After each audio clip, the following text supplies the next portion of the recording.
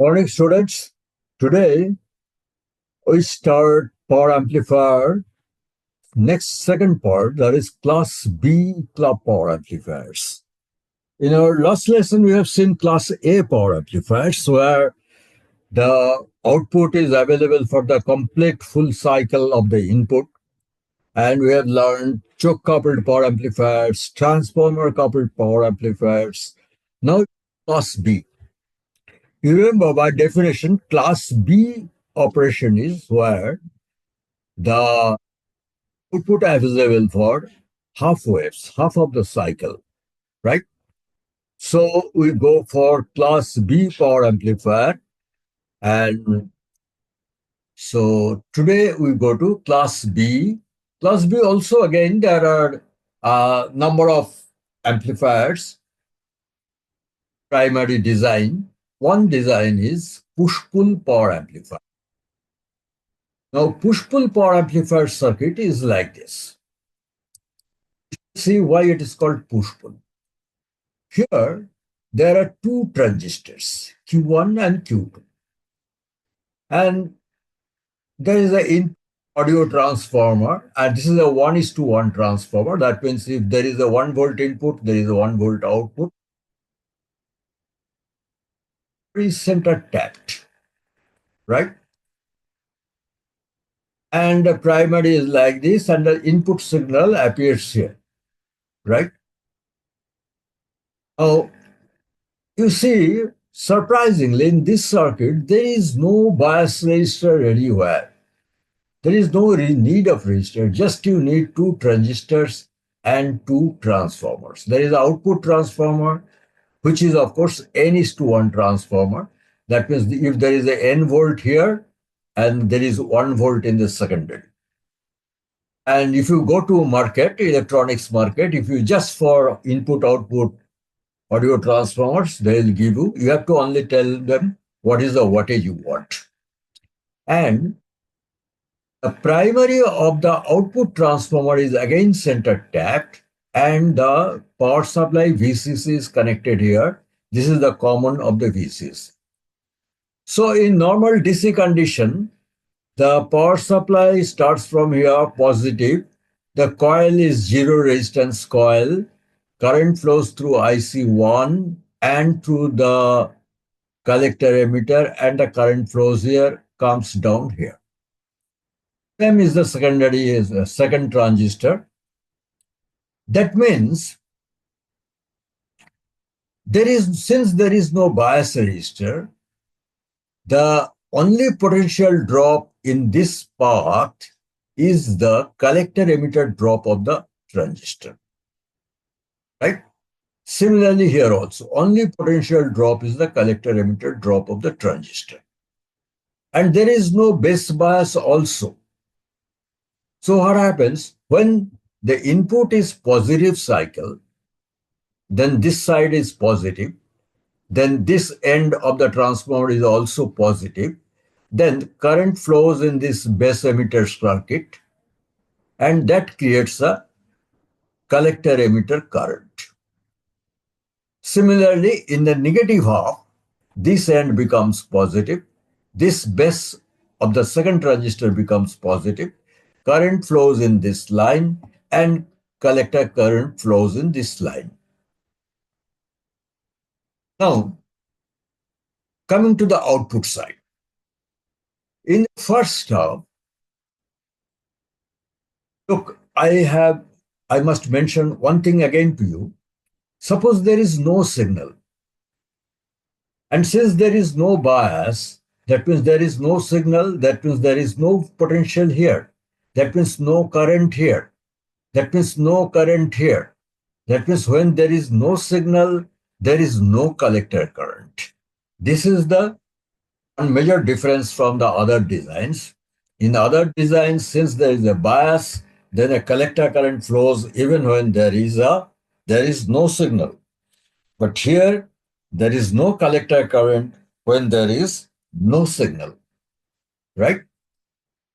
So, and when the current flows, when there is an input positive, a current flows in this direction, a varying current according to the signal. And this varying current flows through half of the primary, which induces a secondary potential here. This secondary potential drives the current, load current IL. So for the positive half, there will be a current in this direction, there will be a current in this direction, and this half wave output will be available here. Now, during this negative half of the input, this current flows through the half of the primary to the Q2 transistor. Once again, current flows in this direction and the second half is available. So output you get is a kind of a rectified half wave waveform, right? So here we have said that this circuit is so configured that each transistor conducts for one half cycle of the input. But the load current flows in the same direction because a transformer is so designed when current flows from this point to IC1 direction, then also IL flows in this direction, and this flows in this direction, then also IL flows in the same direction, right? But the load current flows in the same direction. As a result, the output waveform across RL is like a rectified full wave waveform. Now, for the analysis of the circuit performance, we anyway need to know what is a DC load line, AC load line, etc. Now, what is the quiescent point of this transistor Q1? You remember what is quiescent point? Quiescent point is the DC potential across the collector emitter and DC current through the collector in absence of any signal. Now here we find when there is no signal, there is no current. As a result, the compatibility appears across the transistor. That means what is the quiescent point then? Quiescent point then is VCC, 0. That means quiescent potential is VCC and quiescent current is 0. So this blue circle is the quiescent point. VC, the quiescent point, VC, that means collector emitter drop across the transistor is 0 and collector emitter drop is equal to VCC and the current is 0. And the same is the quiescent point of the second transistor also. So when there is no signal, ICQ is equal to 0 and VCE is equal to VCC that we have said. Now, DC resistance of the output circuit is the 0. See, this output circuit, there is resistance here. So DC load line is VCC straight vertical line, since there is no DC resistance. Had there been a DC resistance, this load line would have a slope like this. Now, this does not have any slope. Of course, we have said practically there is a very little slope because of some DC resistance of this primary of the transformer. It may be few ohms. So you forget about that. So practically it is a vertical line. Now coming to the AC load. I have discussed that in a transformer, N:1 transformer, if there is a resistance RL connected to the secondary, the primary sees the value as N square RL, where N is the turns ratio, right? AC resistance faced by this collector. This collector faces the AC resistance of RL dash, which is N square RL, right? So if AC resistance is N square RL, then what is the AC circuit equation here? VCC does not exist because for AC this is a short circuit. Then only potential drop is VCE, nothing else. Small VCE means AC potential across the collector emitter is equal to, will be only this current IC, small IC means AC current, into RL dash, the resistance faced by the collector. Now there is a negative sign because conventionally these are the current directions. Load current direction is like this, but actually we find that the current flows IC and IL are in opposite. So there is a negative sign. Now VC is the AC potential, which of course is equal to complete potential drop AC plus DC minus the quiescent potential. The quiescent potential we know is equal to VCC, that we shall come later on. Similarly, AC current IC, AC portion of the current IC is equal to complete current IC minus the quiescent current. This is the equation for the AC load line. And the equation shows it's a straight line with a slope of minus 1 upon RL dash. And AC load line must intersect the DC load line at the quiescent point. That is the one basic principle. And the quiescent point is VCC is 0, right? So if the quiescent point is VC is equal to VCC and ICQ is equal to 0, then what this equation becomes?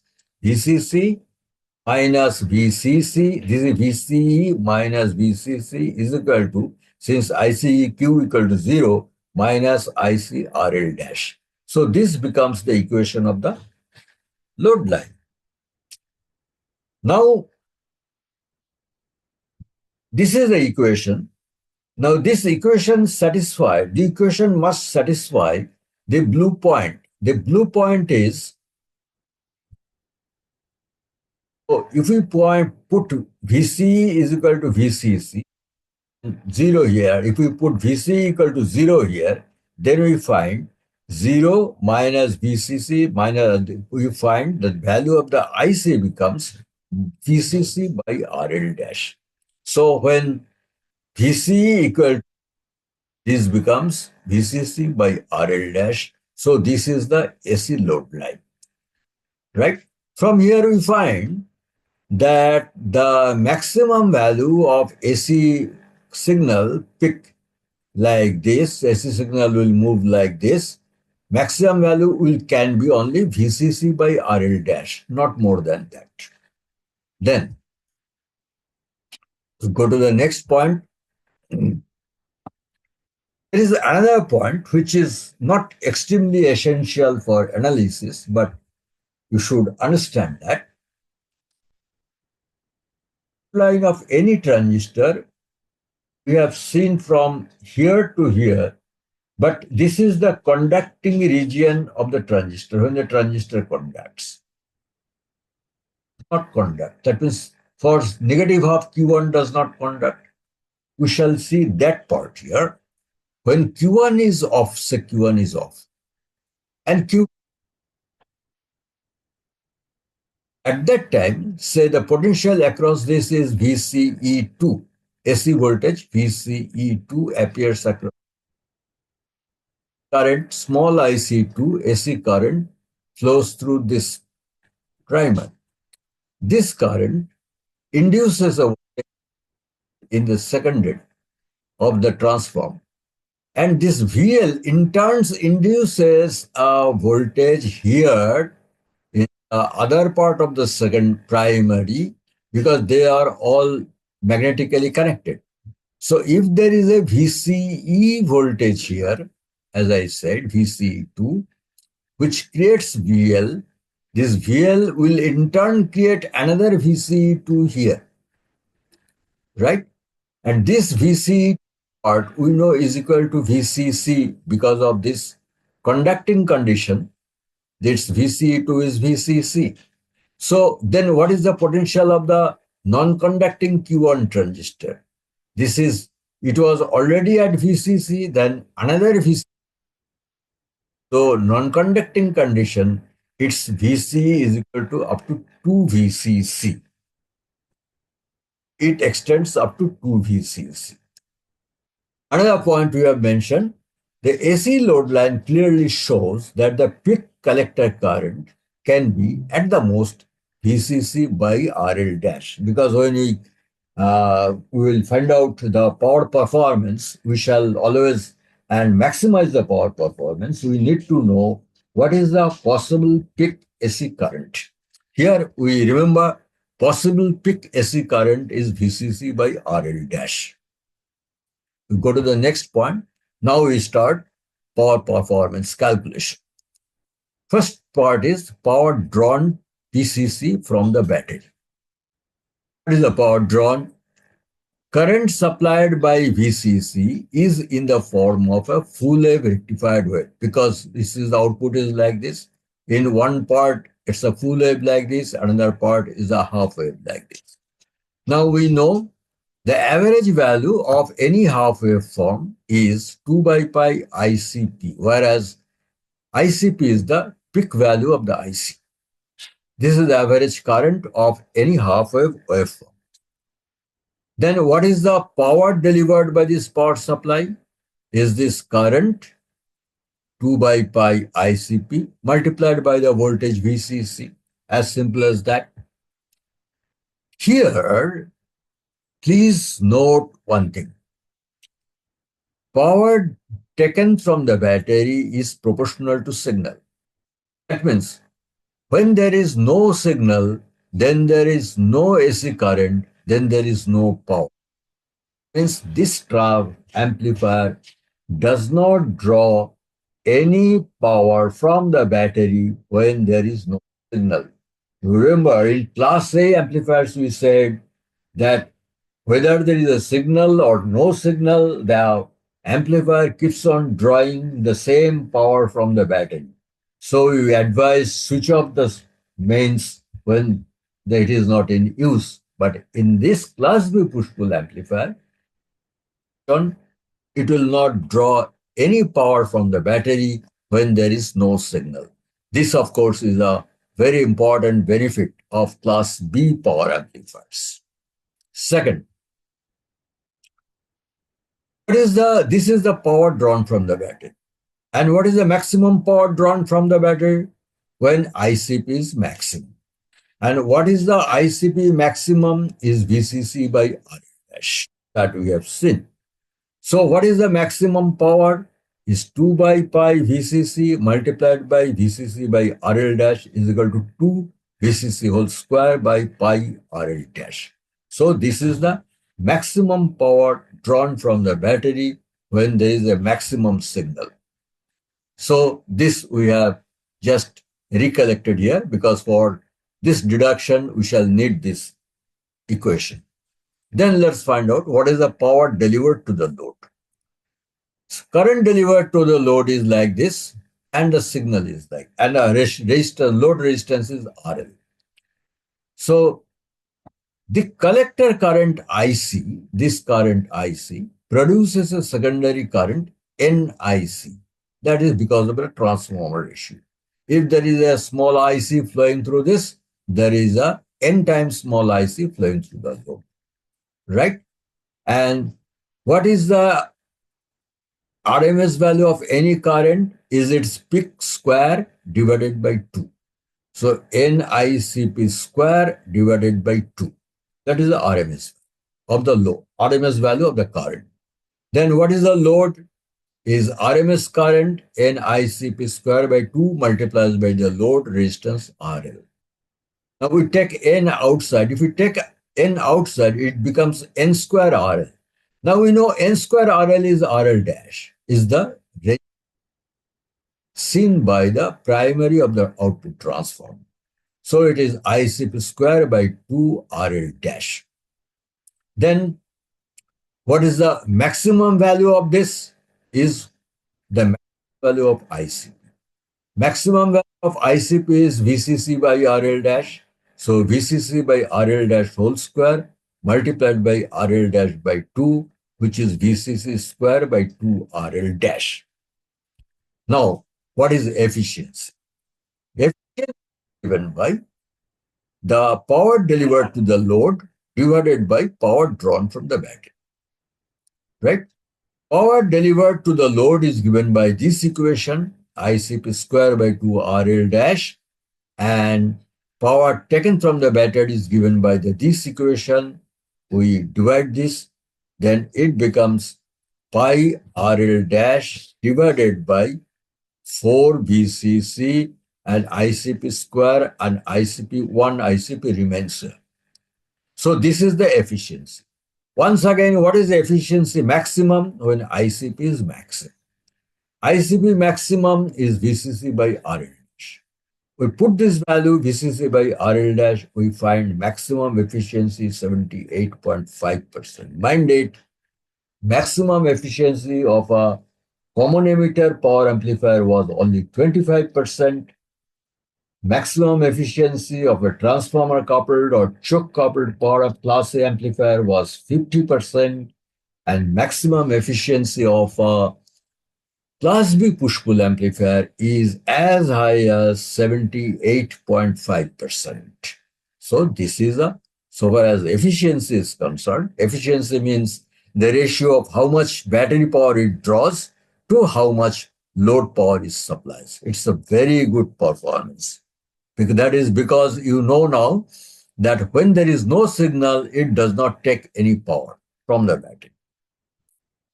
Now we continue we shall find out the form factor, for which you need to know what is the power dissipated as heat in the transistor, right?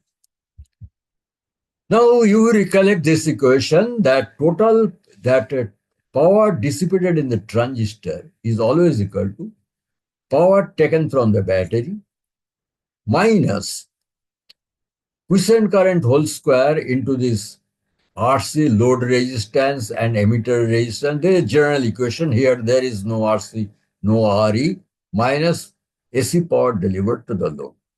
In another way, power dissipated in the transistor plus power delivered to the load plus quiescent power lost in the biasing resistors is equal to total power. This general equation is always valid. Now in this there is no ICQ because ICQ is 0 here. So this part vanishes, and PCC we have already found is 2 by pi VCC ICP, right? So PT, now I have to, PT is equal to PCC now what we are remained with is PCC minus PLAC.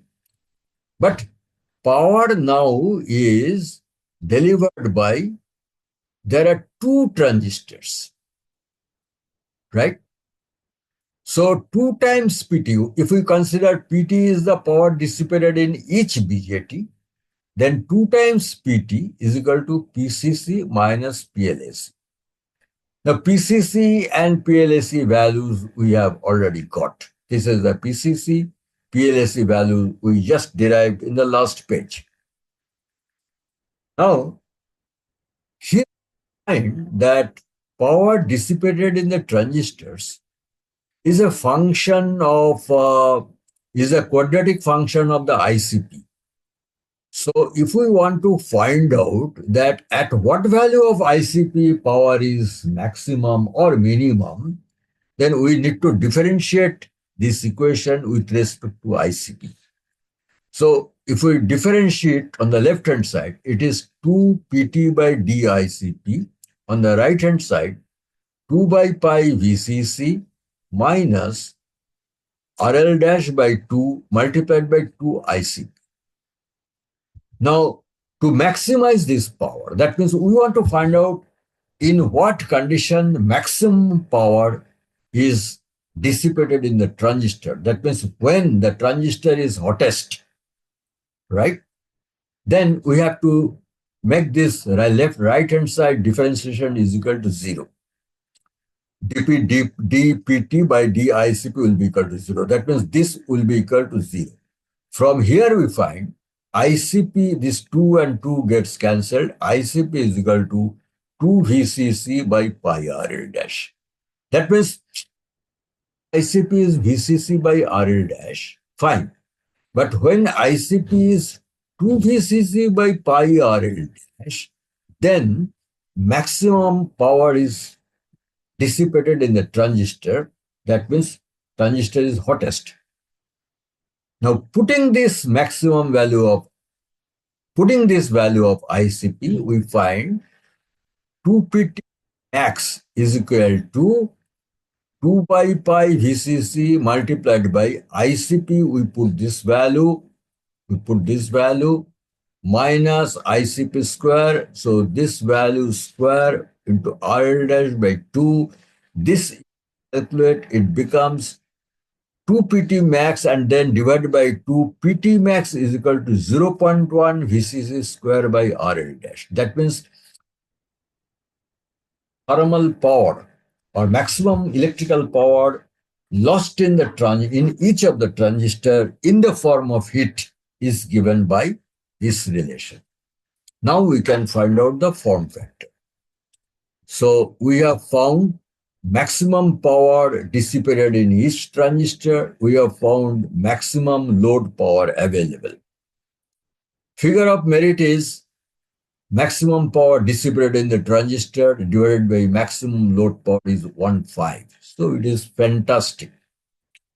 The figure of merit in earlier amplifiers were much worse. It is 1.5. That means if you want 1 watt output audio power, then only 200 milliwatt transistor is enough. This is fantastic. So it is a very important feature of class B push-pull power amplifier design. This is finally the curve. Here we find that PCC, power drawn from the transistor, as signal increases, right-hand side is the x-axis is the output load, collector current, that means proportional to signal current.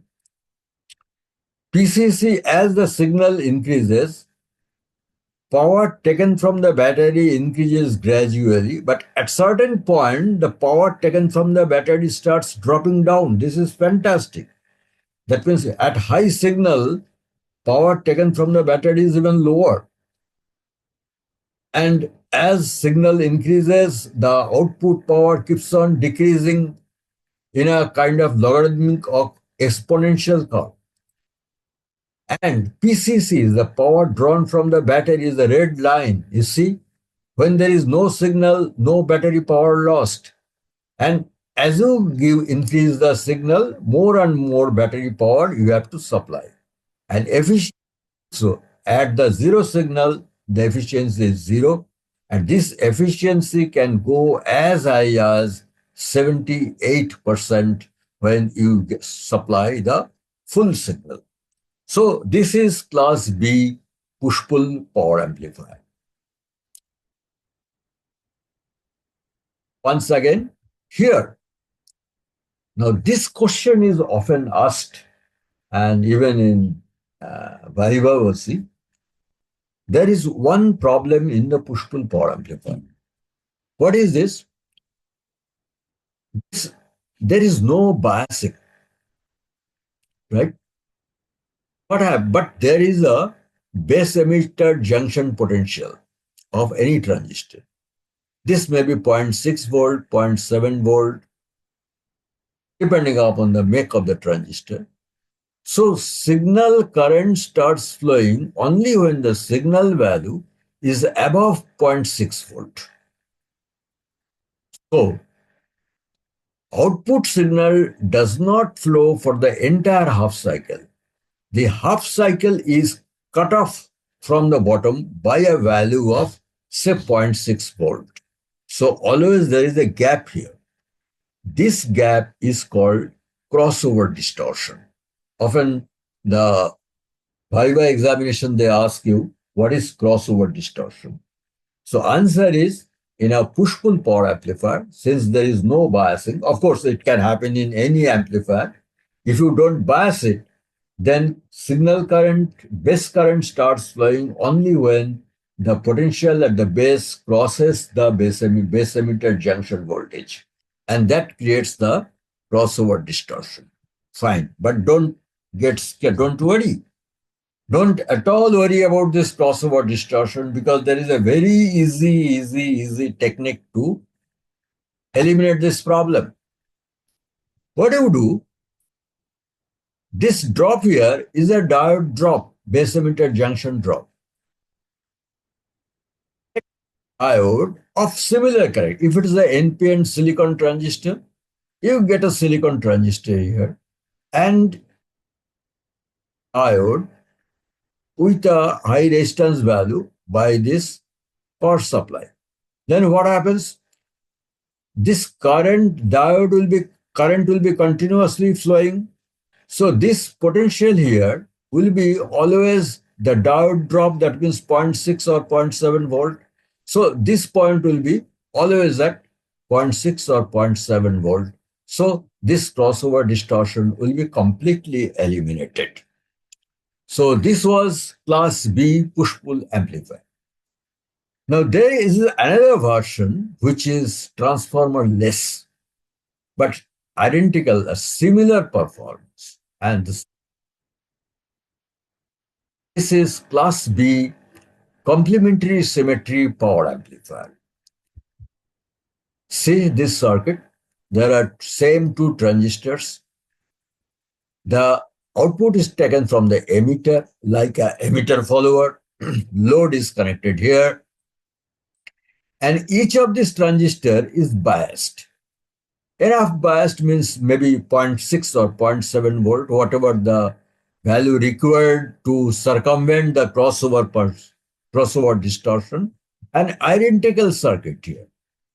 There are two coupling capacitors and signal is given here. Only difference that you must note, it's a double-ended power supply amplifier. This is plus 10 volt, it is minus 10 volt. Or plus minus 15 volt, 20 volt, whatever. It needs a double-ended power supply. That is a problem for, often a problem for designer. That means if you design an amplifier and then inside the amplifier you use a rectifying circuit, then you need to apply two rectifying circuits, one for positive voltage, another for negative voltage. And it makes the cost a little higher. But otherwise, the operation is simple. For positive half cycle, this transistor conducts and this current flows in this direction. For negative half cycle, this transistor conducts and current flows in this direction. One is a NPN transistor, another is a PNP transistor. And both transistors are biased at VT, that means diode voltage, and minus VT to eliminate crossover distortion. Now, we do not need the deductions once again because all the deductions are exactly same. Here also we get half-wave form, etc., etc. Now, power performance is exactly same as that of the push-pull amplifier. Complementary symmetry, all calculations are same as push-pull amplifier. Transistors are connected in emitter-follower mode, hence there is no voltage gain. In push-pull amplifier, there may be a little voltage gain, which was, of course, not the purpose. Purpose was to enhance power. Here, it enhances power and absolutely no voltage gain. In fact, there is a voltage gain is less than 1, maybe 0.9, 0.99, something like that. Third point, there is no noise-making transformers. These transformers of push-pull power amplifier is a source of noise, means electrical noise, right? And which may disturb other part of the circuit. Not only that, audio transformers that you have purchased for a push-pull amplifiers are not of good quality. It makes a humming noise. Often if you listen very closely to the push-pull amplifier, you will find there is a very low frequency sound noise also, which is called humming noise. This transformer problem is totally eliminated here. But there is one problem. Since there is no transformer, there is no output impedance matching facility. We have seen in transformer coupled class A amplifier and also push-pull amplifier, the output power transformer N:1 turns ratio. That turns ratio you can choose to match the speaker impedance to your amplifier. Here, since there is no transformer, this facility is not there. Second point, it needs a double-ended power supply. That is a negative point. Third point is, this is a electronics problem. Getting a matched PNP NPN transistor is a real problem. Is really a real problem. Because we have said right from the beginning, even if you have same make, same batch number, two transistors, its HFE, HIE, various parameters, there will be some difference. And again, getting a NPN and a PNP transistor is really a difficult proposal. But anyway, if you can find out fairly close matching, then this uh, has some benefits. It does not need a transformer. You just need four resistors and two transistors. That's all. Your amplifier is ready, right? So that was, I think, class B power amplifier. Next day, we shall go to class C amplifiers, right?